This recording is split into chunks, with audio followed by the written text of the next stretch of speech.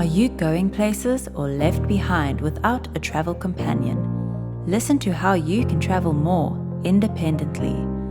Dr. Mary Travelbest will bring you the best tips and her travel mistakes so you can benefit. Welcome to Dr. Mary Travelbest's Independent Travel Guide. This is for women who travel, who want to travel, and especially for those who want to travel independently. I wrote and published the best-selling book, CD, and website, The World's First Guide to Independent Travel. And since 1993, I've been running a marketing business, raising 4 children with my husband, and been a university professor while traveling. These travel experiences are necessary tools, so I want to share them so you make your trip the very best, like Travelbest. In this episode, the FAQ is how to deal with trouble in the streets when you're on the road. The destination is Vermont, and who doesn't like fall colors? The mistake and lessons learned is about poison ivy, and the travel tip is about blood clots while traveling, especially on long plane trips. So the FAQ, if I run into quote unquote trouble, like a strike, police in the streets, angry shouting mobs, what should I do? Well, the answer is steer clear of this type of trouble. You're not geared for this as a traveler, so stay out of it.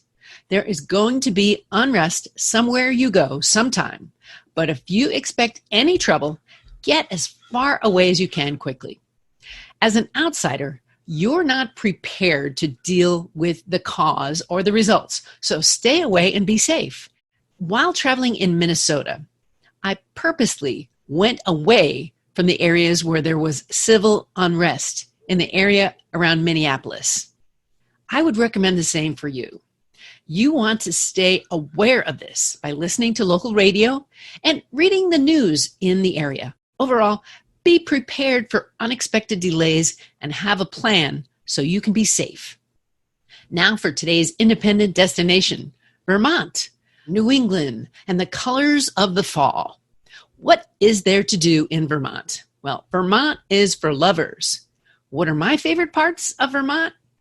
Well, way up at the top is Ben and Jerry's ice cream.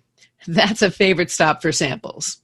You should check out the cheddar cheese, maple syrup, fresh produce wineries, and breweries. Vermonters have plenty of farmers markets and farm stands to check out, and 100 19th century covered bridges. My friends Don and Enid Larson moved there a long time ago, and they absolutely love their small town with big friendships. They bought a John Deere, and they have used it. People in Vermont are thrifty, and your money can go farther here. Although air travel is more expensive and less convenient with smaller airports and fewer direct flights, and there's no McDonald's or Burger Kings here. The Green Mountain National Forest in the southern part of the state has some wonderful hiking. It's a state that's stuck between New York and New Hampshire, and to the north is Canada. To the south, Massachusetts. During coronavirus, there may be some restrictions on your travel in the region. Our show notes will have the websites where you can check the latest on this. They do have the University of Vermont in Burlington, and that's rated one of the best college towns in the country. There is no public transportation. You will need a car. In Vermont, life is mellow. In winter, shorter days and home cooking indoors. In summer, longer nights and fireflies. Hobbies. People tend to be a little bit older, and many work remotely from New York City. There are 251 cities and towns in 11 different regions. And of course, skiing in winter, fall colors, bike in summer, hike in spring. Here's a few places that you might check out.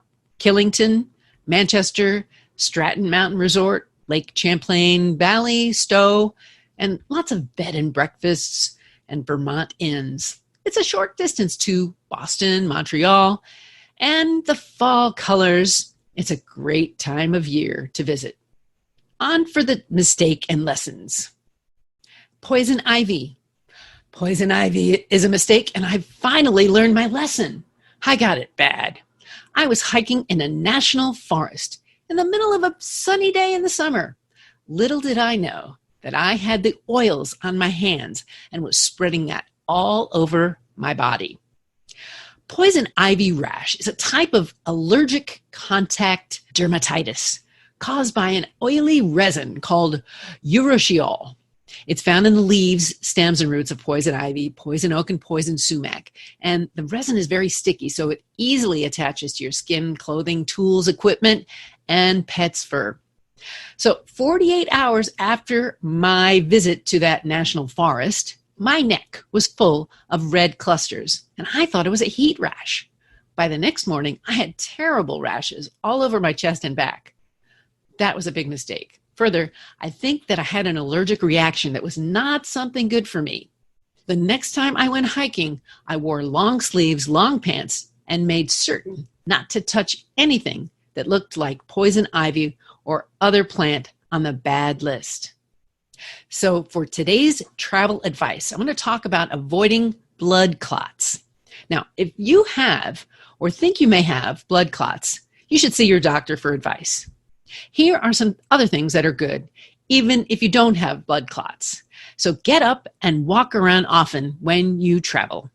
On a plane, you can be sure to stretch your muscles. Get up and walk around every few hours and hydrate.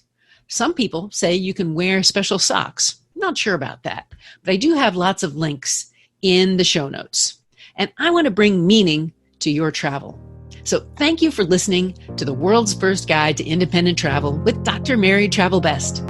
If you want to know more, just search for Dr. Mary Travelbest and you'll find me on the web, social media, and audio formats. And helping women travel best is my goal. So please send me your travel questions so I can help you and help others too. I'm looking for you to travel best. So go ahead. Let me know what's on your travel bucket list. What's on your travel bucket list?